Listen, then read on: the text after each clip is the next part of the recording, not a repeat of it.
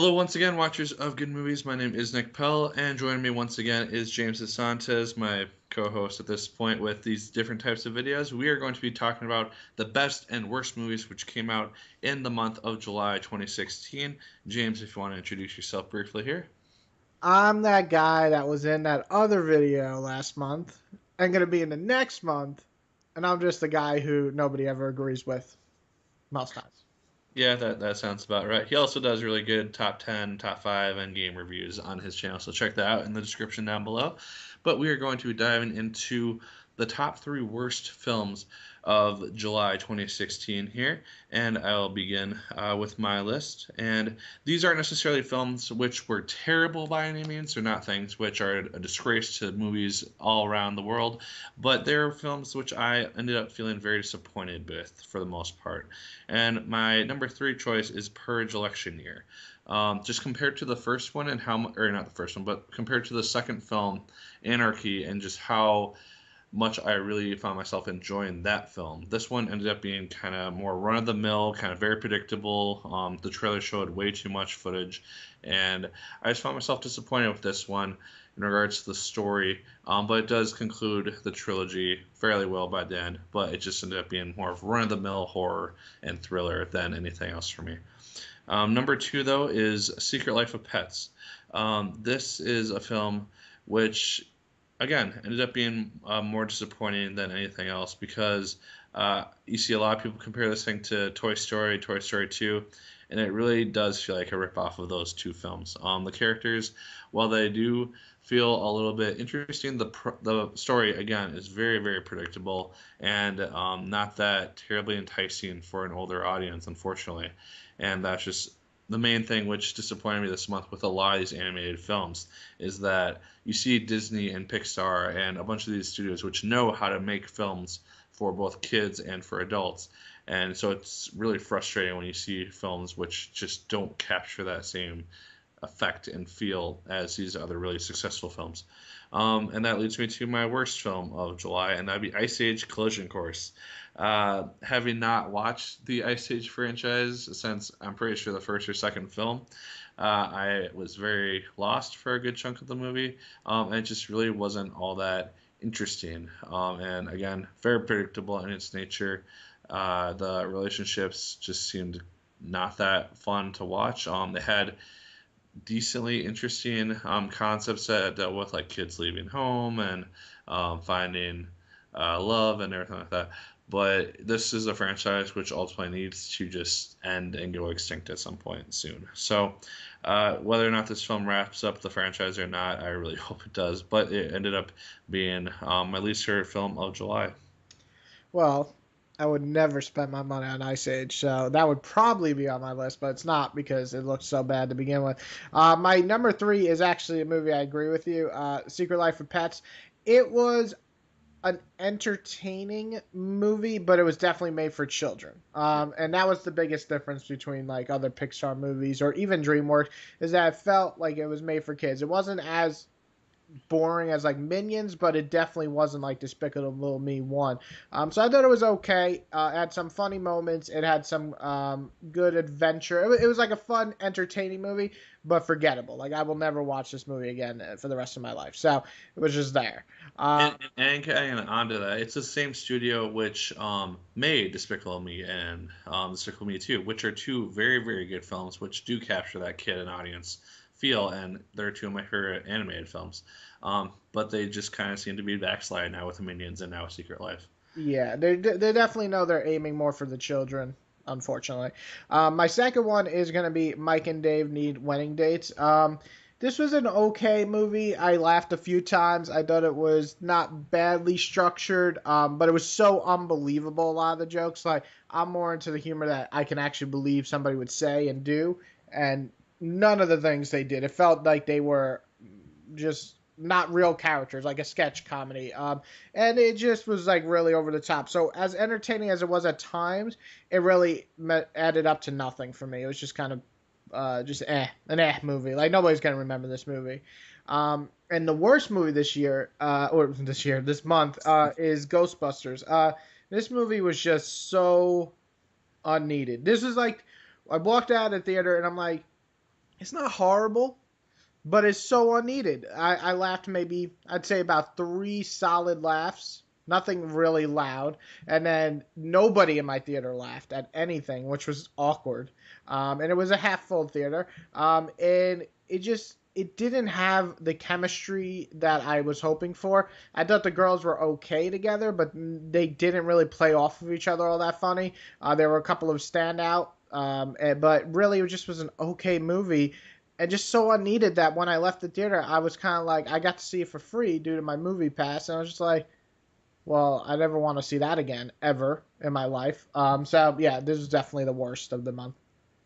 All right, that's a very interesting list. I mean, your top two were films which I actually ended up having a fun time with. So it just kind of shows the difference in our opinions in regards to movies, and how much they can kind of differ at times. Uh, but we are moving on to our best of July list now. And James, actually, if you want to start this one off, so we kind of flip flop a little bit, go for Yeah. it. So my first one is gonna be The Purge.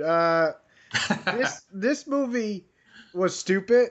Not even gonna argue. It was a stupid movie, but it was an entertaining movie. I don't think I was ever bored watching this movie. The whole way through, I was into it. I was like, "That's retarded. That's ridiculous. That's stupid. That's just so dumb." But it was so fun. One of the greatest moments this year in an action movie is the shotgun moment. That might have been one of my favorite moments on cinema because it was just so fucking awesome.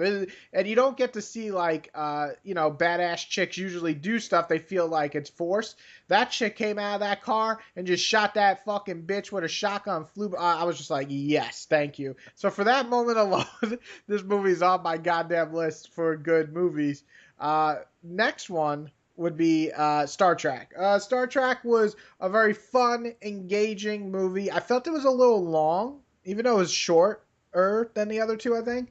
I was kind of getting a little bit bored towards the end, but there were certain moments in that movie that were really well done. I love the chemistry between Spock and Bones. I really, really enjoyed the big moments. Not a spoiler because you see it in the trailer, the ship getting attacked. That moment felt so Mass Effect 2 like, if anybody's playing Mass Effect 2, that I was just engaged the entire time. It was really well done. And just the growth of watching Kirk actually evolve from not giving a shit to being overconfident, and the second one to being finally full circle of bored, but learning this is what life's about. This is, you're supposed to take the reins and be the leader for these people. So I really did like that. But overall, it wasn't the best Star Trek, but it was still a lot of fun. And then my favorite movie of the year is, oh, fuck, I keep saying the year, the month is going to be Lights Out. It was really, really fun movie. I keep saying fun, but it's actually, I thought it had a lot more depth than I expected. So it deals with issues like mental illness in a respectable way and not just thrown in there for a plot device or anything. And I actually liked how it connected with the monster. It kind of reminded me of Babadook, but not as good as Babadook, but still pretty solid. Had some good scares, and the sound design was really good. It actually made me jump once or twice. So overall, Lights Out, I thought was really good, entertaining horror movie. Again, this year has been great for horror movies in general, or at least good. So I'll put Lights Out as the best movie of this month. All right. Yeah, very different list than what I have. I would probably agree, outside of The Purge, that yeah, Star Trek, fun time, definitely worth seeing. I also did ended up enjoying Lights Out, although I did feel like it was more in the realms of a generic horror haunting movie, than I. But we'll move on to my top three. Uh, and these are more indie films, honestly, which ended up kind of surprising me when I was picking this list. But they're all three indie films, so some people might not have seen these or heard of these, but definitely check them out. And my number three is Hunt for the Wilder People. This is just a very interesting movie, because it ends up with this little kid. He's been moved around the foster care system over and over again. Takes place in New Zealand, and he ends up with this couple, this nice woman who really wants to take in a son, and a son from the foster care system, and her husband just doesn't really care that much. When she ends up passing away, he tries to run away. The husband tracks him down, and it's just an adventure that they go on. through the wilderness. They basically are on the run from the police for a good 4 to 5 months. And just the relationships that they form and the things which happen over the course of those months just made for a very entertaining movie, and one that I ended up walking away from very, very happy that I drove half an hour through a bloody fucking storm to end up seeing. So that was a really fun movie for me. The number two movie is one that I actually just finished watching, and that is Captain Fantastic. Review is just up now, so check that out. And this film stars Viggo Mortensen as the main character. He is in the woods. He is raising 6 kids, who are his own kids. And when his wife ends up passing away, he ends up taking these kids, he has raised in the woods, basically taught them how to survive in the wilderness, but also kept them immensely educated. They're basically at college levels when they're like 8 years old, and reading books on like Dostoevsky and huge, complicated scientific theories and quantum mechanics and everything. And so they're genius kids. But when they have to go into society, they don't really know how to function. They're very socially awkward and just don't know how to socialize. And so it's a really interesting movie that kind of deals with what's kind of the best way to parent, to an extent, because you have this one method where you got the kids who are appreciative of everything. They're very knowledgeable, very genius little kids, but they just can't really function outside of that world that they're in. And so I found it to be a very, very fun movie, very interesting movie. And one that, again, I walked out of the theater just very, very happy that I took the time to go out and see it. My number one film of July, which I really found myself really liking and really just thinking about, even after I did the review, after I saw the movie, was Equals. This is a film starring Nicholas Hoult and Kristen Stewart, and they basically are in a society in which emotions are just thoroughly suppressed. And anytime that you kind of start to feel an emotion, it's being shown as a disease and it's something which needs to be eradicated. And just you see Kristen Stewart kind of as someone who begins to experience symptoms, and Nicholas Hoult realizes that, and he begins to experience it as well.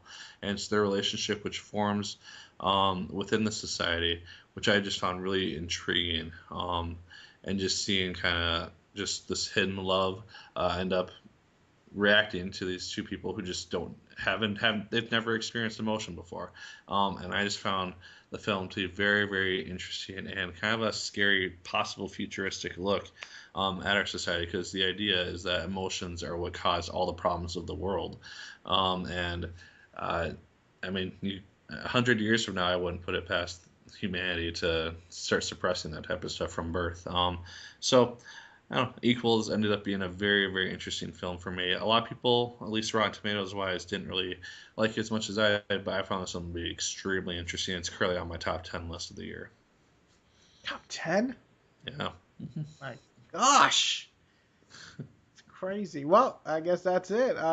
There's not anything amazing this month for me, but it was an okay month and a decent, fun month. I think it was better than last month. From what I remember, last month kind of sucked. So it's better than last month, but not as great. I think August, hopefully, we'll have at least 2 great movies, maybe even 3 great. So I'm waiting for that. Yeah, I was very, very satisfied with July.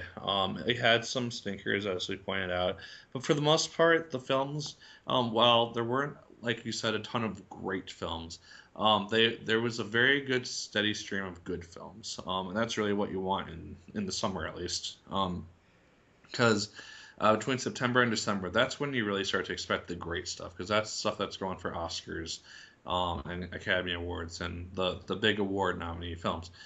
These films, if they're good, that's really what I want. I don't need blockbuster, great films that I'm always going to remember for the rest of my life. As long as they satisfy me and they do their job well, that's all I'm really looking for at this point. And I thought July really delivered. But guys, those are our thoughts on the best and worst films of July 2016. Leave your thoughts in the comments down below. What did you like? What did you not like?